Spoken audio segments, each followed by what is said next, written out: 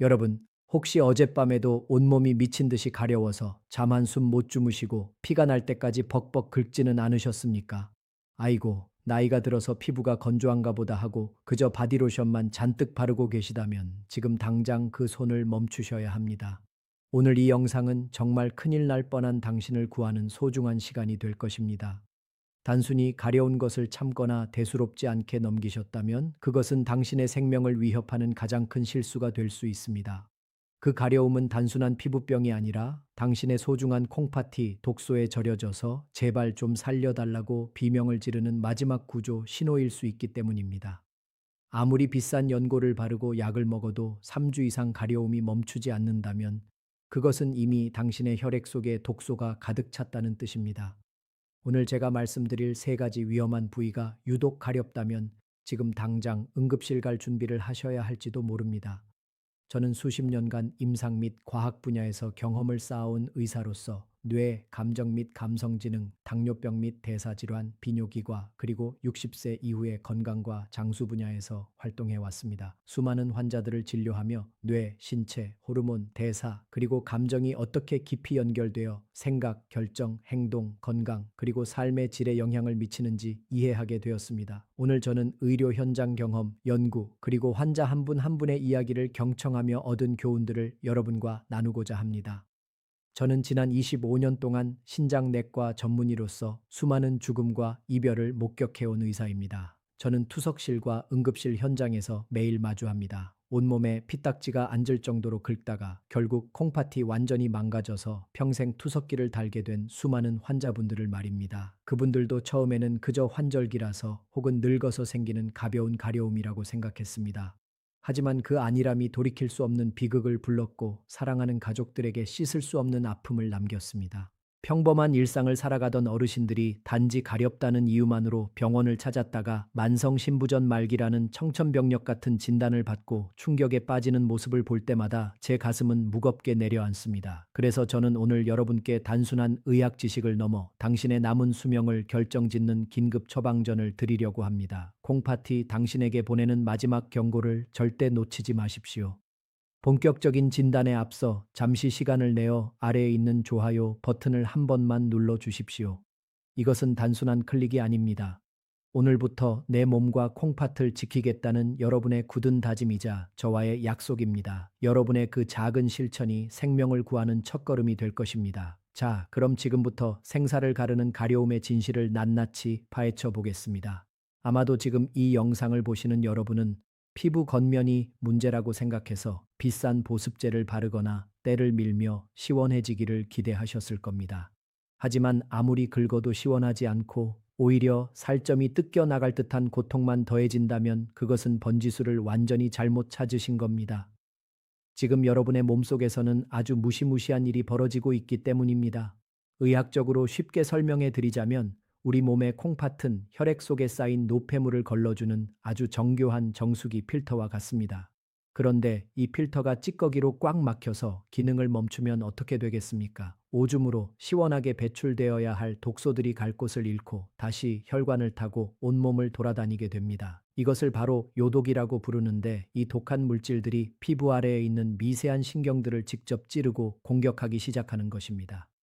하지만 진짜 공포는 여기서 끝이 아닙니다.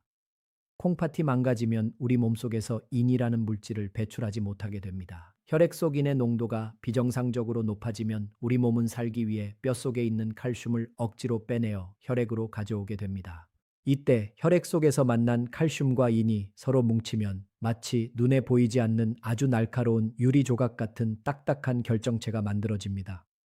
이 미세한 칼슘 결정체들이 혈관을 타고 온몸을 떠돌다가 피부신경에 달라붙어 무자비하게 찌르기 때문에 여러분은 마치 뼛속이나 살 깊은 곳에서 벌레가 기어가는 듯한 끔찍한 가려움을 느끼게 되는 것입니다. 그래서 겉피부를 아무리 박박 긁어도 소용이 없는 것입니다. 왜냐하면 이것은 단순한 피부병이 아니라 피 속에 떠다니는 유리 조각들이 여러분의 신경을 난도질하고 있다는 신호이기 때문입니다. 한번 상상해 보십시오. 내 몸 안에서 독소가 빠져나가지 못하고 썩어가고 있는데 겉에다가 연고만 바른다고 해결이 되겠습니까? 이것은 마치 불이 난 집을 보고도 불을 끌 생각은 하지 않고 시끄러운 화재 경보기만 꺼버리는 것과 다를 바가 없습니다. 지금 여러분이 밤마다 느끼는 그 가려움은 단순한 통증이 아닙니다. 제발 살려달라고 콩팥이 보내는 처절한 비명이자 피 속에 독이 가득 찼으니 빨리 빼내달라는 응급 신호입니다.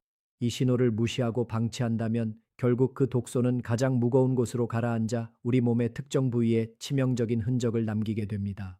이제 우리는 독소가 쌓이면 가장 먼저 반응하는 첫 번째 죽음의 위치를 확인하고 스스로를 지켜내야만 합니다.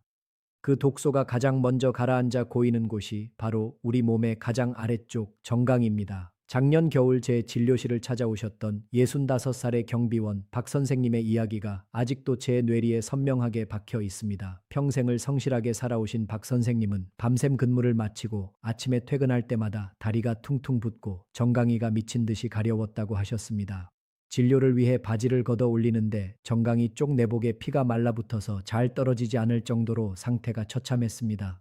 박 선생님은 멋쩍게 웃으시며 겨울이라 피부가 건조해서거나 하루 종일 서 있어서 피가 안 통해서 그런 거라며 대수롭지 않게 말씀하셨습니다.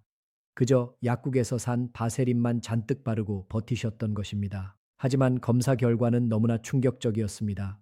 박 선생님의 콩팥은 이미 80% 이상 망가져서 기능을 거의 상실한 상태였고 피 속에는 요독이 가득 차 당장이라도 심장이 멈출 수 있는 위급한 상황이었습니다. 여러분, 왜 하필이면 정강이일까요? 그것은 바로 중력 때문입니다. 콩팥이 제 기능을 못하면 소변으로 배출되지 못한 수분과 노폐물이 우리 몸 안에 계속 쌓이게 됩니다. 인간은 서 있거나 앉아서 생활하기 때문에 이 무거운 독소물은 자연스럽게 중력을 타고 다리 쪽으로 쏠려 내려가게 됩니다. 그래서 정강이뼈 바로 위에 있는 얇은 피부 밑에 독소가 차곡차곡 쌓이게 되는데 이것이 신경을 자극하여 참을 수 없는 가려움을 유발하는 것입니다. 많은 분들이 이것을 단순한 붓기나 살이 찐 것으로 착각하십니다. 하지만 신장이 망가져서 생긴 부종은 일반적인 부기와는 완전히 다릅니다. 지금 당장 확인해 보십시오. 의자나 바닥에 다리를 펴고 앉으신 다음 엄지손가락으로 정강이뼈 안쪽의 평평한 부분을 꾹 눌러 보십시오. 1초나 2초가 아니라 마음속으로 10초를 세면서 아주 강하게 누르셔야 합니다. 그리고 손가락을 떼었을 때 눌린 자국이 찰흙처럼 푹 들어가서 바로 튀어 올라오지 않고 한참 동안 그대로 남아있다면 이것은 살이 찐 게 아닙니다. 이것은 요독성 부종이라고 부르는 아주 위험한 신호입니다. 콩팥이 물을 전혀 걸러내지 못해서 피부 밑에 썩은 물이 고여 있다는 명백한 증거입니다. 박 선생님도 진료실에서 제가 정강이를 눌렀을 때 그 자국이 10분이 넘도록 사라지지 않았습니다. 만약 박 선생님이 다리를 긁기 전에 이 손가락 테스트를 한 번만 해보셨더라도 콩팥이 80%나 망가지기 전에 병원에 오실 수 있었을 것입니다. 여러분의 정강이는 지금 안전합니까? 혹시 양말 자국이 저녁까지 선명하게 남아있거나 정강이를 눌렀을 때 살이 움푹 패어 돌아오지 않는다면 지체할 시간이 없습니다.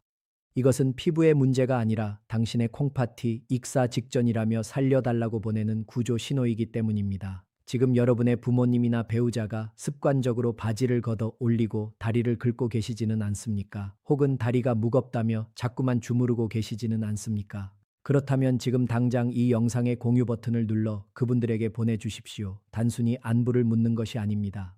여러분의 그 공유 버튼 한 번이 그분들을 차가운 투석기 앞으로 끌려가게 하는 비극을 막고 남은 여생을 건강하게 지켜주는 생명줄이 될 것입니다. 제발 늦기 전에 알려주십시오. 정강이가 중력에 의해 독소가 쌓이는 곳이라면 지금 말씀드릴 두 번째 부위는 여러분의 신경이 독소에 의해 직접 공격당하고 있다는 가장 확실한 증거입니다. 바로 손이 잘 닿지 않는 등 한복판과 날개뼈 주변입니다. 이곳의 가려움은 단순한 피부 트러블이 아니라 척추를 타고 흐르는 신경이 비명을 지르는 것과 같습니다. 제가 잊을 수 없는 또 한 분의 환자가 있습니다. 홀로 지내시던 72살의 김 할머니 이야기입니다. 할머니의 침대 머리맡에는 항상 대나무로 만든 효자손이 놓여 있었습니다. 자식들은 다 출가하고 혼자 사시니 등을 긁어줄 사람이 없어 효자손이 유일한 친구라고 하셨습니다. 김 할머니는 밤마다 등 뒤에서 스멀스멀 올라오는 가려움 때문에 잠을 설치셨고 그때마다 효자손으로 등을 벅벅 긁으셨습니다. 처음에는 시원한 듯 했지만 시간이 지날수록 아무리 세게 긁어도 가려움이 사라지지 않았습니다. 어느 날 할머니는 고열과 오한으로 의식을 잃고 저희 병원 응급실에 실려 오셨습니다. 제가 할머니의 등을 확인했을 때 저는 경악을 금치 못했습니다. 할머니의 등은 효자손에 긁혀 성한 곳이 없었고 찢어진 상처 틈으로 세균이 침투해 등 전체가 붉게 부어오른 상태였습니다.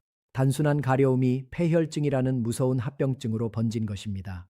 할머니께서 의식이 드신 후 저에게 눈물을 흘리며 이렇게 말씀하셨습니다. 선생님, 살이 찢어지도록 긁었는데도 피부겉이 아니라 뼛속에서 불개미가 기어다니는 것 같았어요. 여러분, 이것이 바로 콩팥이 망가졌을 때 나타나는 신경성 소양증의 정체입니다. 우리 몸에 콩팥이 기능을 잃으면 혈액 속에 인이라는 독성 물질이 급격히 쌓입니다. 이 인은 신경을 아주 예민하게 만드는데 특히 우리 몸의 감각신경이 뻗어나오는 척추와 날개뼈 부근을 집중적으로 공격합니다.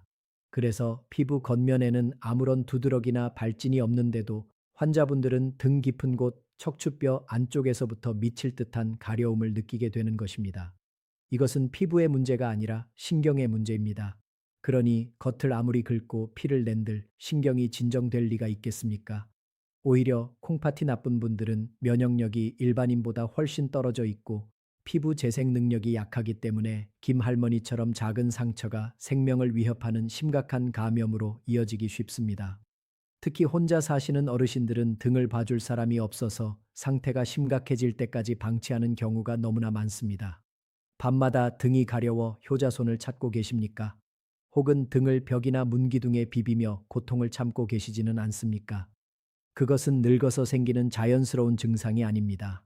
척추신경이 독소에 절여져 살려달라고 외치는 소리입니다. 효자손은 여러분의 효자가 아니라 여러분의 등을 망가뜨리고 세균을 집어넣는 흉기가 될 수도 있습니다. 오늘부터는 절대 도구로 등을 긁지 마십시오. 대신 미지근한 물수건으로 등을 가볍게 닦아내거나 병원을 찾아 혈액 속 인 수치를 확인하셔야 합니다. 지금 이 순간 제 이야기를 듣고 가슴이 철렁하신 분들이 계실 겁니다. 혹시 나도 콩팥이 위험한 건 아닌지 걱정되신다면 지금 바로 댓글창에 튼튼한 신장이라고 남겨주십시오. 5글자면 충분합니다. 여러분이 댓글로 튼튼한 신장이라고 적는 그 순간 여러분의 뇌는 내 몸을 지키겠다는 강력한 의지를 갖게 됩니다. 제가 여러분의 댓글 하나하나를 확인하고 끝까지 응원하겠습니다. 정강이와 등 뒤의 가려움이 주로 독소의 축적과 신경 자극 때문이었다면 세 번째로 말씀드릴 위험한 부위는 조금 더 복잡하고 치명적인 합병증을 경고하고 있습니다. 바로 손바닥과 발바닥입니다. 보통 손바닥이 가려우면 주부습진이나 무좀이라고 생각하고 연고를 바르는 경우가 대부분입니다. 하지만 제가 만난 60살의 이 여사님의 경우는 달랐습니다. 평생을 작은 식당을 운영하며 자식들을 키워내신 이 여사님은 하루 종일 물과 세제를 만지는 것이 일상이었습니다. 어느 날부터인가 손바닥이 유난히 붉어지고 밤만 되면 손바닥과 발바닥에서 불이 나는 듯한 가려움을 느끼기 시작하셨습니다. 여사님은 그저 독한 주방 세제 탓이려니 하고 장갑을 2겹씩 끼고 일하시거나 혈액순환이 잘 되라고 약주를 한 잔씩 드시고 주무시곤 했습니다. 몸에 좋다는 각종 건강즙도 빼놓지 않고 드셨습니다. 그것이 간과 콩팥을 동시에 망가뜨리는 독이 되는 줄은 꿈에도 모른 채 말입니다. 어느 날 아침 이 여사님은 소변이 한 방울도 나오지 않는 상태로 응급실에 실려오셨습니다. 진단명은 간신증후군이었습니다. 이것은 간 기능이 급격히 나빠지면서 그 영향으로 멀쩡하던 콩팥까지 연쇄적으로 멈춰버리는 무서운 질환입니다. 우리 몸에서 간과 콩팥은 해독을 담당하는 형제와 같은 장기입니다. 이 여사님이 무심코 드셨던 수많은 약재와 알코올을 해독하느라 간이 먼저 지쳐버렸고 해독되지 못한 독성 물질들이 혈관을 타고 콩팥으로 쏟아져 들어오면서 콩팥 혈관을 수축시켜 아예 소변을 만들지 못하게 만든 것입니다. 이때 나타나는 가장 특징적인 증상이 바로 손바닥 홍반과 자결감입니다.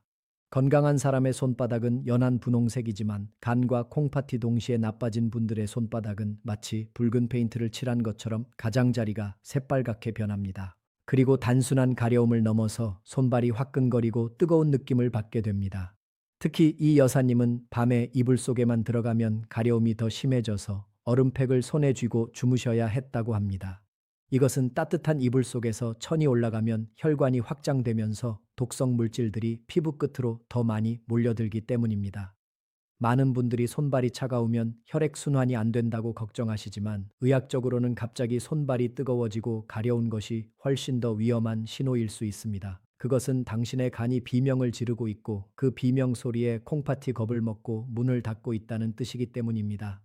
이 여사님처럼 손바닥이 유난히 붉거나 밤마다 손발이 뜨거워 잠을 못 이루신다면 절대로 술이나 검증되지 않은 민간요법 약물을 드셔서는 안 됩니다. 그것은 불난 집에 기름을 붓는 격입니다. 지금 당장 드시던 모든 건강 보조 식품을 끊고 내과를 찾아가간 수치와 콩팥 수치를 동시에 확인하셔야만 두 장기가 모두 망가지는 최악의 상황을 막을 수 있습니다. 내부의 장기가 망가져서 생기는 가려움을 밖에서 해결하려다가 오히려 생명을 단축시키는 분들이 너무나 많습니다. 특히 우리 한국 분들은 몸이 찌뿌둥하거나 가려우면 뜨끈한 찜질방이나 사우나에 가서 땀을 쫙 빼야 독소가 빠진다고 믿는 경향이 강합니다. 하지만 콩팥이 약해진 상태에서의 무리한 사우나는 독소를 빼는 것이 아니라 여러분의 콩팥을 말려 죽이는 자살 행위와도 같습니다. 제가 직접 응급투석을 진행했던 68살 초의 선생님의 사연을 들려드리겠습니다.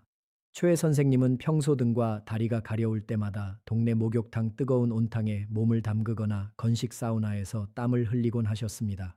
땀을 흘리고 나면 일시적으로 가려움이 덜한 것 같고 개운한 느낌이 드셨기 때문입니다. 그날도 초의 선생님은 가려움을 참지 못하고 찜질방을 찾으셨고 평소보다 높은 온도에서 1시간 넘게 땀을 흘리셨습니다. 그러다 갑자기 어지러움을 느끼며 쓰러지셨고 구급차에 실려 병원에 도착했을 때는 이미 급성 신부전 상태였습니다. 여러분, 도대체 왜 땀을 뺐는데 콩팥이 멈췄을까요? 그 이유는 바로 탈수와 혈액의 끈적임 때문입니다. 콩팥은 우리 몸의 혈액이 끊임없이 흘러 들어와야만 일을 할 수 있는 장기입니다. 그런데 고온의 사우나에서 땀을 지나치게 많이 흘리면 우리 몸의 수분이 급격히 빠져나가게 됩니다. 젊고 건강한 사람은 물을 마시면 금방 회복되지만 콩팥 기능이 떨어진 어르신들은 수분 조절 능력이 고장난 상태입니다. 몸에서 물이 빠져나가면 혈관 속을 흐르던 피는 수분을 잃고 마치 꿀처럼 끈적끈적해집니다. 의학적으로 이것을 혈액 농축이라고 부릅니다. 끈적해진 피는 콩팥의 미세한 혈관을 통과하지 못하고 꽉 막혀버리게 됩니다. 결국 콩팥 혈류량이 뚝 끊기면서 멀쩡하던 콩팥 세포들이 산소를 공급받지 못해 순식간에 괴사해버리는 것입니다. 이것이 바로 찜질방에서 발생하는 급성 신부전의 무서운 메커니즘입니다. 최 선생님이 땀과 함께 배출한 것은 독소가 아니라 콩팥을 살리는 생명수였던 것입니다.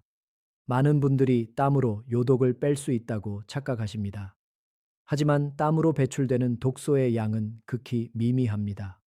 오히려 수분이 빠져나가면서 혈액 속에 남은 요독의 농도는 더 진해지고 신경을 더 강하게 자극하여 사우나가 끝나고 나면 전보다 훨씬 더 심한 가려움과 건조함이 찾아오게 됩니다.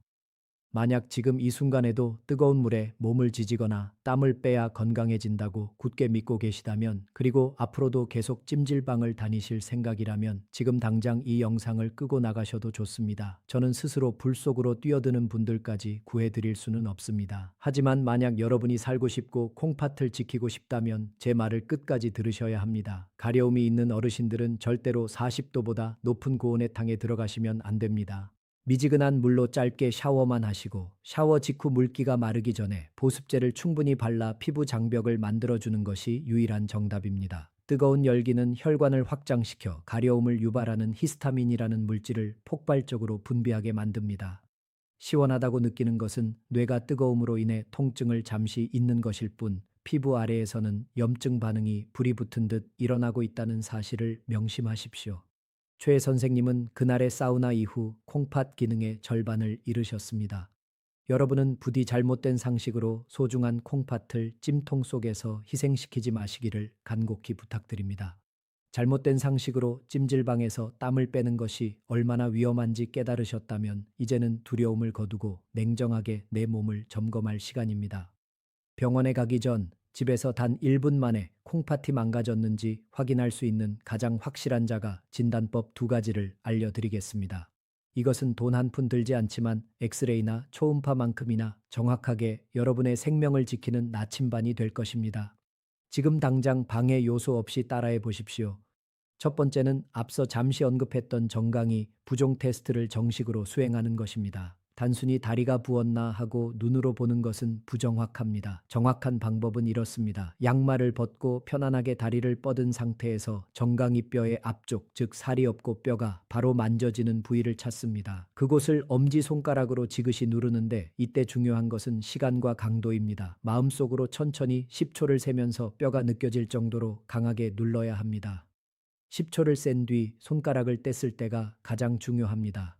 만약 피부가 고무공처럼 즉시 튀어오르지 않고 마치 차를 끼나 메모리폼 베개처럼 움푹 들어간 자국이 남아 있다면 이것은 경고등이 켜진 것입니다. 의학 용어로 함몰 부종이라고 하는데 콩팥이 소변으로 내보내지 못한 수분이 중력을 타고 내려와 세포 사이에 갇혀버린 상태입니다.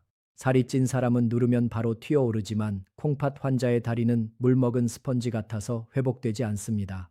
이 자국이 깊고 오래 갈수록 콩팥 기능이 심각하게 저하되었다는 뜻이므로 가려움의 원인이 콩팥에 있음을 확신하셔도 좋습니다. 두 번째는 화장실에서 확인하는 소변의 거품입니다. 소변을 보시고 나서 바로 물을 내리지 마시고 변기를 들여다보십시오. 만약 소변 위에 하얀 거품이 가득하다면 주의 깊게 관찰하셔야 합니다. 물론 소변 줄기가 새거나 높은 곳에서 떨어지면 일시적으로 거품이 생길 수 있습니다. 하지만 건강한 사람의 거품은 맥주 거품처럼 금방 사라집니다. 반면에 콩팥이 보내는 위험 신호인 단백뇨 거품은 마치 비누 거품이나 계란 흰자 거품처럼 작고 촘촘하며 시간이 지나도 좀처럼 터지지 않고 병이 물 위에 둥둥 떠 있습니다. 심지어 물을 내려도 거품이 병이 벽에 남아있을 정도라면 이것은 콩팥 필터 구멍이 헐거워져서 우리 몸에 꼭 필요한 단백질이 소변으로 줄줄 새고 있다는 명백한 증거입니다. 만약 여러분이 3주 이상 온몸이 가려운 상태에서 방금 말씀드린 정강이 부종과 소변의 거품 증상이 동시에 나타난다면 내일 아침 당장 신장내과로 달려가셔야 합니다. 그리고 의사 선생님께 이렇게 말씀하십시오. 선생님, 저는 피부가 가려워서 온 게 아니라 콩팥 기능을 검사하러 왔습니다. 제발 혈액 검사로 크레아티닌 수치와 사구체 여과율을 확인해 주십시오. 이렇게 구체적으로 요구하셔야 합니다. 대부분의 환자분들이 그저 가렵다고만 하시니까 피부과 연고만 처방받고 골든타임을 놓치는 경우가 너무나 많습니다. 의사에게 정확한 정보를 주는 것이 여러분의 콩팥을 살리는 지름길입니다. 이 두 가지 신호는 콩팥이 완전히 멈추기 전에 여러분에게 주는 마지막 기회라는 사실을 명심하십시오. 자가 진단을 통해 내 몸의 경고를 확인하셨다면 이제는 피를 맑게 바꾸는 실천을 해야 할 때입니다. 콩팥이 망가진다는 것은 내 몸의 피가 하수구물처럼 탁해졌다는 뜻이기 때문입니다. 많은 분들이 콩팥에 좋은 음식을 추천해 달라고 하시면서 비싼 약초나 건강기능식품을 찾으십니다. 하지만 저는 단호하게 말씀드립니다. 마트에서 쉽게 구할 수 있는 양배추와 계란만 있으면 충분합니다. 단, 여기서 여러분의 생사를 가르는 아주 중요한 조건이 하나 있습니다. 이 영상을 보시는 분들 중에는 양배추가 위에 좋고 해독에 좋다는 말만 믿고 생으로 즙을 내서 드시거나 샐러드로 드시는 분들이 계실 겁니다. 만약 콩팥 기능이 떨어진 상태에서 양배추를 생으로 드시고 계신다면 그것은 건강을 챙기는 것이 아니라 여러분의 심장을 멈추게 하는 독약을 마시는 것과 같습니다. 의학적으로 설명해 드리겠습니다. 양배추에는 비타민 U라는 아주 귀한 성분이 들어 있어서 손상된 콩팥 점막을 재생하고 염증을 가라앉히는 데 탁월한 효과가 있습니다. 하지만 문제는 양배추 속에 들어있는 칼륨이라는 성분입니다. 건강한 콩팥은 칼륨을 소변으로 잘 배출하지만 기능이 저하된 콩팥은 이 칼륨을 걸러내지 못합니다. 칼륨이 배출되지 못하고 혈액 속에 쌓이면 고칼륨 혈증이 오게 되는데 이는 예고 없이 심장 부정맥을 유발하고 심할 경우 심정지, 즉 돌연사로 이어질 수 있습니다. 그래서 콩팥 환자분들에게 생채소나 녹즙은 죽음의 주스가 될 수 있다는 말이 나온 것입니다. 그렇다면 어떻게 먹어야 콩팥을 살릴 수 있을까요? 정답은 바로 물에 데치는 것입니다. 칼륨은 물에 잘 녹는 수용성 물질입니다.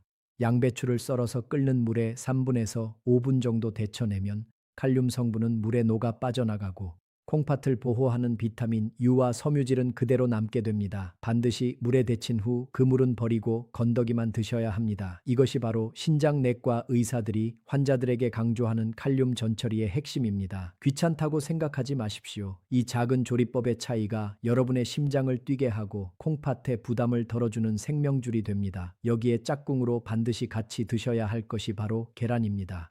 콩팥이 나빠지면 고기 같은 단백질 섭취를 줄여야 한다고 알고 계실 겁니다. 단백질이 분해되면서 생기는 찌꺼기가 콩팥 필터를 힘들게 하기 때문입니다. 하지만 단백질을 안 먹으면 근육이 빠지고 면역력이 무너져 더 큰 병이 옵니다. 이때 가장 안전한 대안이 바로 계란 흰자입니다. 고기나 생선에는 콩팥을 공격하는 인 성분이 많지만 계란 흰자는 인이 거의 없고 콩팥 환자에게 꼭 필요한 최고급 알부민 단백질이 가득합니다.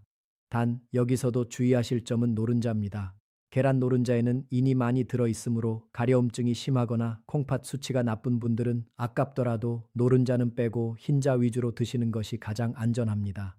제가 추천하는 기적의 식단은 매일 아침 데친 양배추와 삶은 계란 흰자 2개를 함께 드시는 것입니다. 데친 양배추의 달한 맛과 계란 흰자의 담백함이 어우러져 맛도 좋고 무엇보다 먹는 즉시 콩팥 필터를 씻어내고 피를 맑게 만들어 줄 것입니다. 실제로 제 환자분들 중에는 이 간단한 식단 변화만으로도 크레아티닌 수치가 안정되고 지긋지긋한 가려움에서 해방된 분들이 너무나 많습니다. 비싼 보약보다 매일 먹는 밥상이 여러분을 살립니다. 지금 이 조리법을 잊지 않겠다고 저와 약속해 주십시오. 콩팥을 살리는 길은 멀리 있지 않습니다. 양배추는 무조건 데치고 계란은 흰자를 먹는다. 이 원칙을 뇌에 새기셔야 합니다.